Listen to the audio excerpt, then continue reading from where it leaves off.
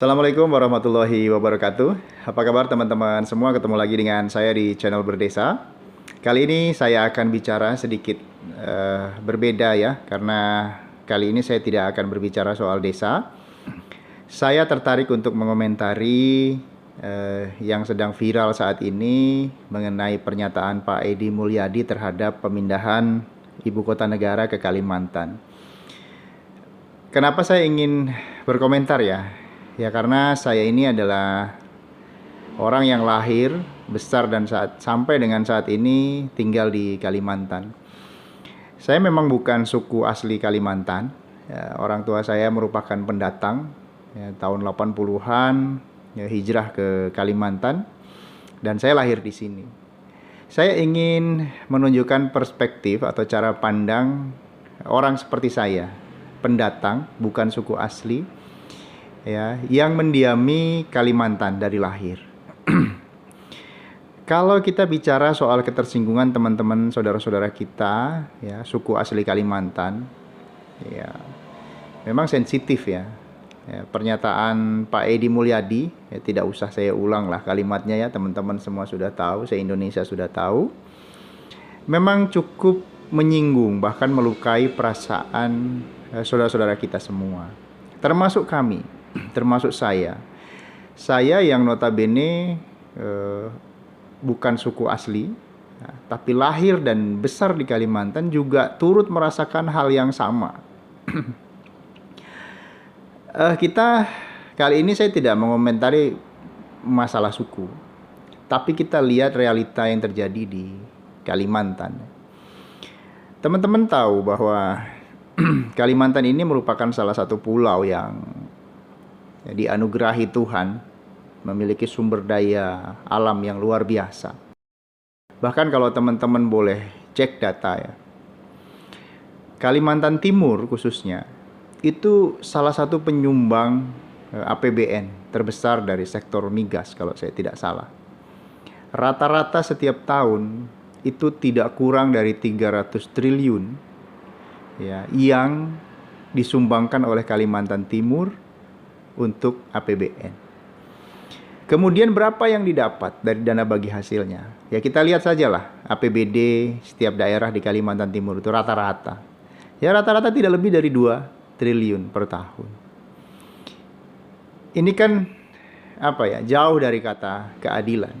Tapi kalau kita bicara semangat NKRI, rasa-rasanya teman-teman, saudara-saudara dari Kalimantan ini tidak kurang-kurang rasa NKRI-nya. Bayangkan sumber daya alam yang begitu besar dikeruk ya untuk menghidupi Indonesia, menghidupi NKRI. Tidak pernah ada gejolak sedikit pun. Apakah pernah teman-teman melihat teman-teman Kalimantan ini berusaha memberontak kemudian ingin memerdekakan diri? Tidak pernah. Orang-orang Kalimantan itu orang-orang yang sabar ya dan setia terhadap NKRI. Kemudian kita lihat ya, dengan sumbangan yang begitu besar diberikan oleh Kalimantan Timur ya, yang saya tahu ya, mohon maaf untuk ke provinsi lain di Kalimantan saya tidak terlalu mengikuti. Ya, kondisi dengan banyaknya sumber daya alam yang dikeruk itu tidak sebanding dengan kerusakan dan kondisi infrastruktur yang didapat oleh teman-teman di Kalimantan.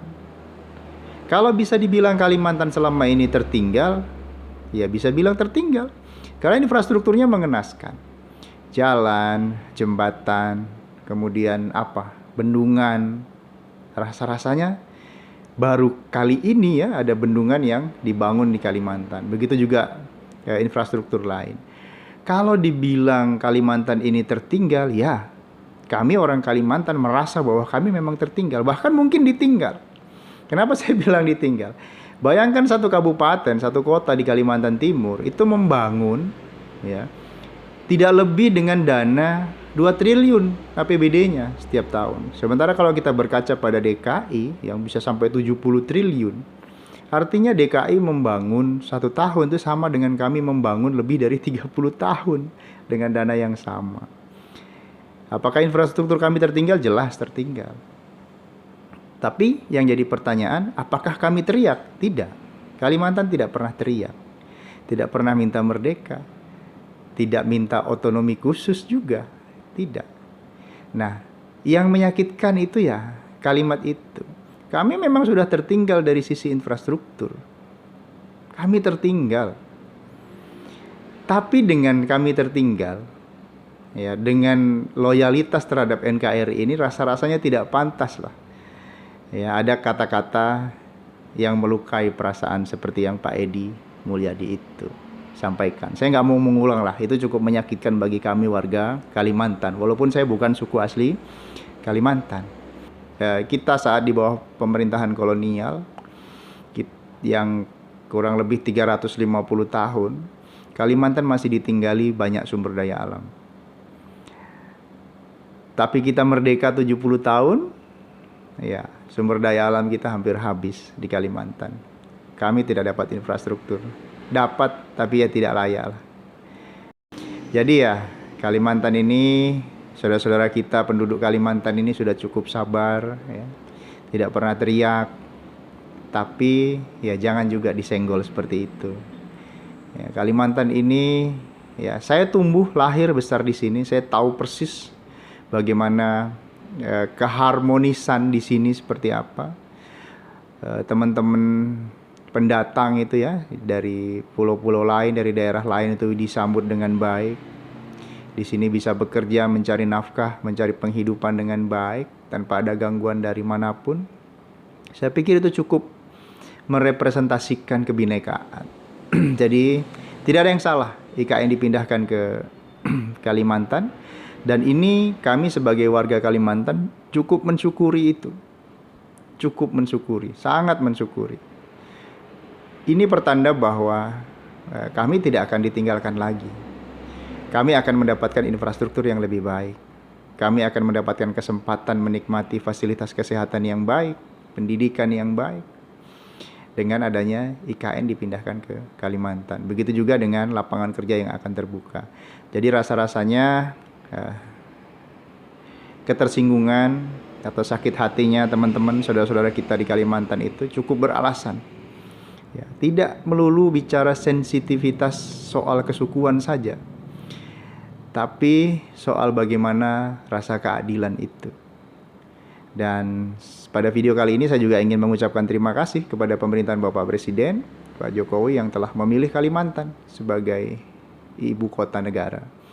Jadi ya, mau tidak mau kita harus mengatakan bahwa Kalimantan ini adalah Indonesia masa depan. Tidak berlebihan rasanya kalau saya mengatakan kalimat ini. Demikian ya teman-teman yang bisa saya sampaikan. Mohon maaf kalau temanya sedikit keluar dari tema biasanya, tema desa sesuai dengan channel ini. Tapi ya izinkan saya menyampaikan unek-unek saya supaya teman-teman juga tahu ya, perspektif penduduk Kalimantan dari sisi yang berbeda. Mungkin yang teman-teman sering dengar ya, bagaimana kekesalan, ungkapan atau cara pandang teman-teman yang suku asli Kalimantan. Tapi perlu teman-teman ketahui juga bahwa di Kalimantan tidak hanya suku asli, suku pendatang juga cukup banyak dan merasakan hal yang sama. Demikian teman-teman, kurang lebihnya saya mohon maaf dan dadah.